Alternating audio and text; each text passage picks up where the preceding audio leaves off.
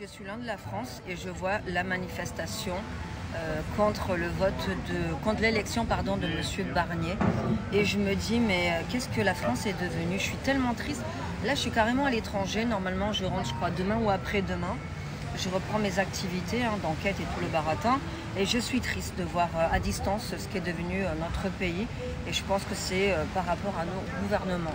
Il faut arrêter à un moment donné de toujours accuser la population. La population, elle a fait ce qu'elle pouvait.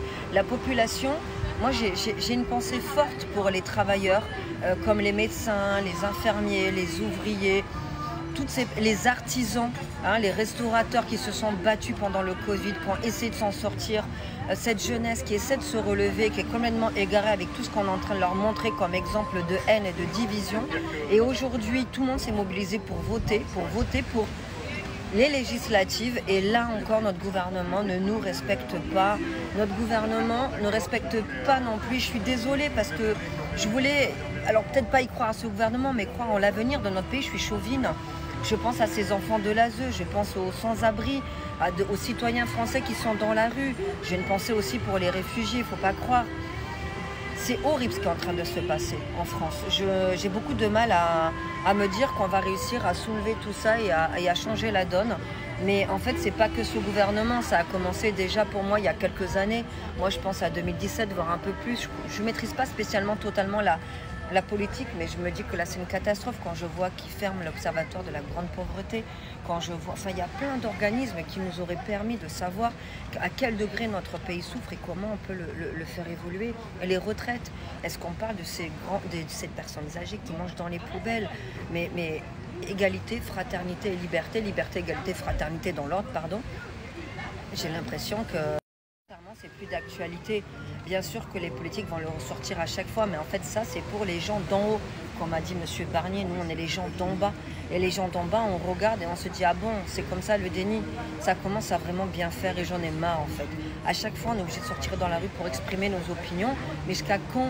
Parce qu'il va y avoir la répression en face. Jusqu'à quand? À quel moment on aura un gouvernement qui va enfin nous écouter? Je sais pas, parce qu'à un moment donné, j'ai l'impression que le Français moyen va se lasser des élections. On s'est mobilisé, c'était exceptionnel. La jeunesse, je vous aime. La jeunesse de partout d'ailleurs, je vous aime. Vous êtes tellement mobilisés, et même les gens qui ne croyaient pas. Et je vois dans les commentaires que les gens recommencent à plus du tout y croire. Et je vous comprends, mais on ne peut pas être victime de notre destin. À un moment donné, il faut qu'on puisse nous aussi continuer d'exprimer nos opinions. Je ne sais plus quoi penser quand je vois les féminicides qui augmentent. Quand je vois que nos retraités souffrent de plus en plus, ils ne croient même plus en leur avenir. Je vois que le milieu hospitalier souffre énormément et du coup les patients en pâtissent. N'oublie pas les enseignants aussi. Et certains policiers, je pense aussi aux policiers, il y en a plein qui vont vers l'au-delà. Pareil pour les enseignants, c'est une catastrophe. Nos retraités qui ne peuvent même plus faire les fins de mois. La violence et la division qui est en train d'augmenter. Certaines chaînes de télé, c'est pas tous les médias. Il faut pouvoir rendre hommage aux médias qui ne sont pas comme ça. Je vous le dis, il ne faut pas les oublier ceux-là. Il ne faut pas mettre tout le monde dans le même lot. Je ne sais pas ce que va devenir notre pays en fait. J'ai l'impression qu'on est face à la prise de la Bastille en fait. Mais à chaque fois les gilets jaunes sortent, les jeunes sortent. En fait tout le monde va commencer à vraiment sortir, mais ça va donner quoi? La finalité, ça va donner quoi? Je sais pas. Donnez-moi vos opinions. Ah oui, et quand je vois qu'une majorité, un grand nombre maintenant de Français veulent quitter le pays, et au moins 30% l'ont déjà quitté, ça me donne mal à la tête. J'ai l'impression que les priorités ne sont plus les priorités. En fait, on nous met en avant des sujets complètement inutiles pour nous diviser, pour que eux règnent de façon plus fluide, on va dire. Et les vrais problèmes sont pas mis sur la table et continuent d'augmenter. Mais jusqu'à quand? Jusqu'à quand? Aux prochaines élections? Je sais pas, je suis perdue avec la situation de notre pays et Dieu sait que je l'aime pourtant mon pays.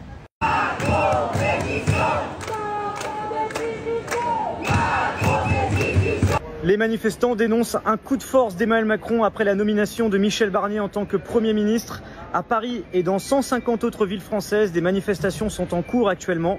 Le nouveau Front populaire présent dans cette manifestation dénonce le fait que Lucie Castet n'ait pas été nommée comme Première ministre 2 mois après les élections législatives qui avaient vu cette alliance des 4 partis de gauche, la France Insoumise, Europe Écologie Les Verts, le Parti communiste et le Parti socialiste arriver en tête de ces élections avec une majorité relative à l'Assemblée nationale. On le rappelle, Emmanuel Macron avait écarté très rapidement la possibilité de nommer Lucie Castet à Matignon, évoquant le fait selon lui qu'elle serait sous le risque d'une motion de censure quasi immédiate. Pour finir cette vidéo, je vous partage encore quelques images que j'ai pu filmer au cœur du cortège parisien ce samedi après-midi.